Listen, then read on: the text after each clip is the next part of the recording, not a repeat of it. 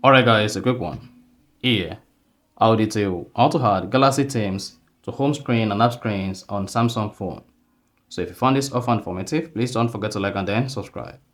Now the first thing you want to do is go ahead and open the settings app.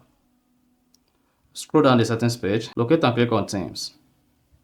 Once you selected themes, click on the menu icon on the bottom right. On the Galaxy themes settings page, locate and click on the settings icon on the top right.